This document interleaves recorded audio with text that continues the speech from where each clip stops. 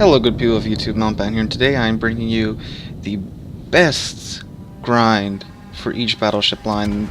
This being said, I'm going to come out front and say most of these ships are higher tier ships because this is where I believe the grind really starts. From about tier 4 to tier 7, you can usually get through each ship, especially on the lower ships, in a couple of matches if you have premium, and even if you don't, it won't take too long. But from tier 5 to tier 7, yeah, a couple of days, maybe a week or so on each ship. But then from tier 8 to tier 10, that's where the real grind starts. So most of these ships fall into this category. And again, this is all my opinion, and we're going to start from the order in which I grind through, grinded, whatever the past tense of grind is, each line. And that being said, first up is the Americans, and of course, it's the Iowa. I mean, this is, anyone watching my channel, this shouldn't be a big surprise to you because the Iowa is a very strong contender for my favorite ship in the game. It was originally the goal of my first grind. I wanted to grind up to Iowa, didn't really care too much about Montana at the time, and I grinded up to Iowa and got there, and boy, this ship is sweet. Really accurate guns, really fast ship, really good AA, and it's so fast it even gives the Alsace a run for its money if it has the speed flag equipped. And they've lowered the Citadel a while ago, and that's made the ship much more tanky. I'm not going to say that I just got Citadel by Musashi right there. So this is a pretty good ship if you want to get in close. It doesn't really have the secondaries for it, but the main guns, you get 9 16-inch guns, really accurate guns, and the guns are just great on this ship.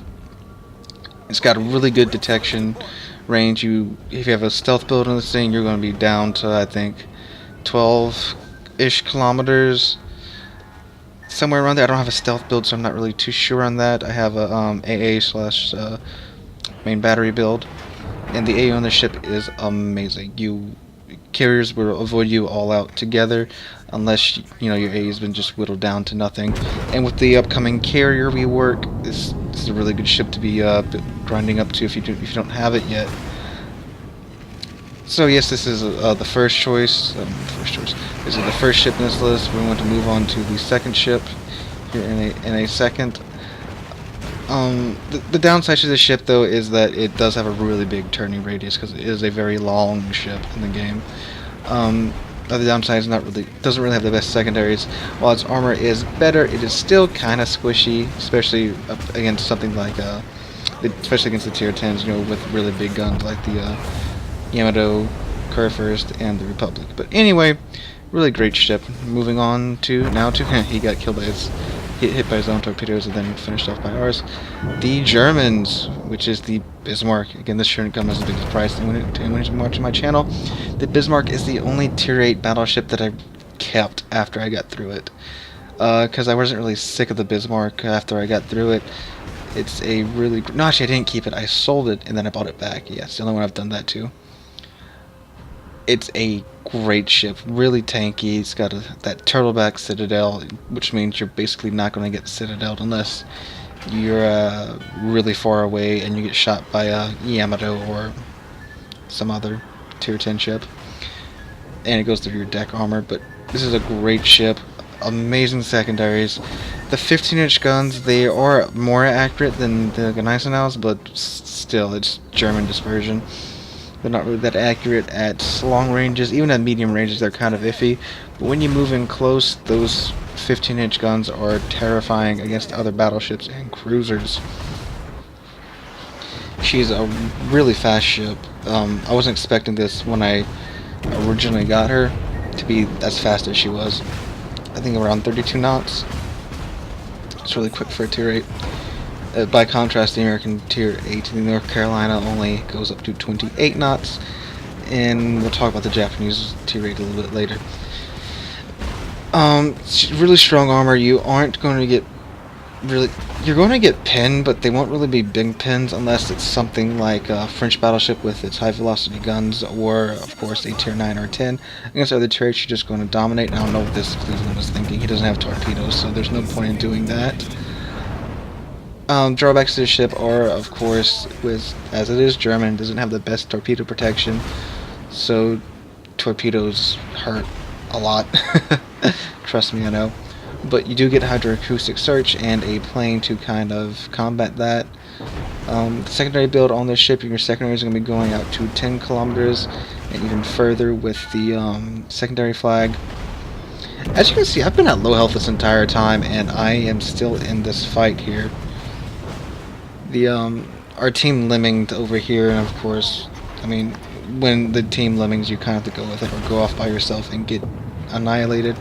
But I'm still alive. I've been set on fire, been burning, been taking shots, and Bismarck's still floating. And there goes that destroyer. Dodge those torpedoes again, and don't get get too many shots off on that Bismarck. I do hit it, and I was top of the scoreboard for that team. Anyway, moving on to the British. I forgot what this ship was. It's the Lion, and as I don't have the Lion anymore, I'm again using Conqueror in its place. But look, I'm shooting at a Lion.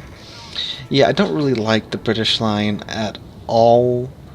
I was initially excited about it when because I mean, my first video on my YouTube channel, I'm in Lion, ironically. Because when I started my YouTube channel, is when the British battleships got released. Not too long after. No, they got released before, actually.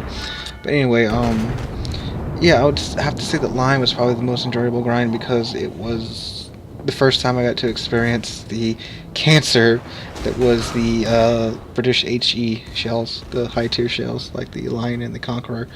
And I was like, oh, this is cool. But then I slowly realized, especially once I got the Conqueror, just how OP and broken it is. It's also the first time you get the Law Hill unless you free XP the Nelson. And that was really fun to sail around, take massive damage, hit T, and it'll all be back in like 20 seconds. But Lion is in pretty much ever since a mini Conqueror. And yeah, that's all I'm going to say about that. We're going to the Japanese battleships. It's actually a Magi, but again, I don't have a Magi. I was in a bind for credits and had to sell her. She was a really fun ship to play. She's a more of a battle cruiser than a battleship.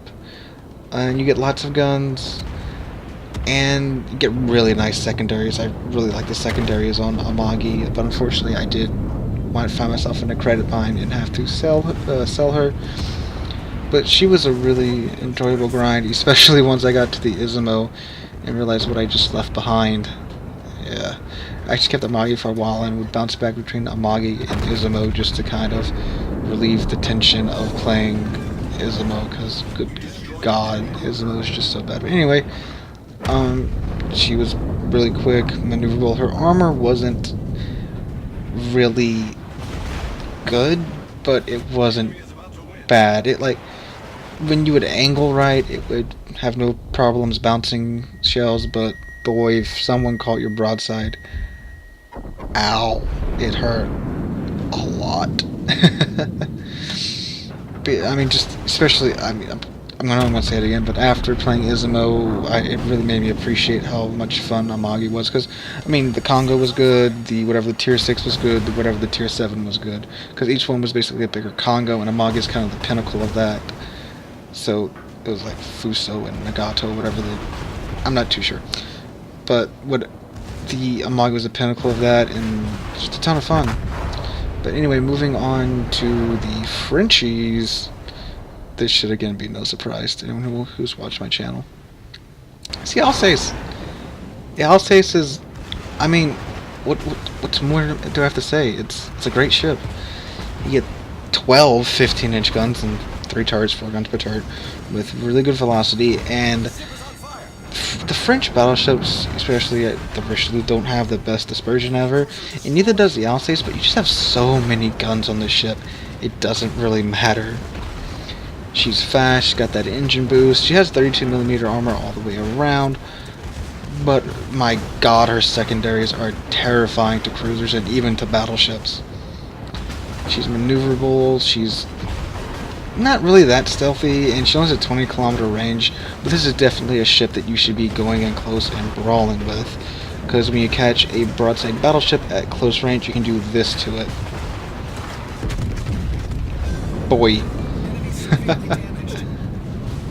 She has pretty good AA if you build for it. She's kind of like the Republic, in whatever you build her for, she's going to be good at. And I have a secondary build on this also, so if you can't tell from my secondaries going off like crazy, throw Adrenaline Rush on there and you just go and get in some close range fights. Your reload speed is just going to keep going down and down and down, and the fun's just going to keep going up and up and up.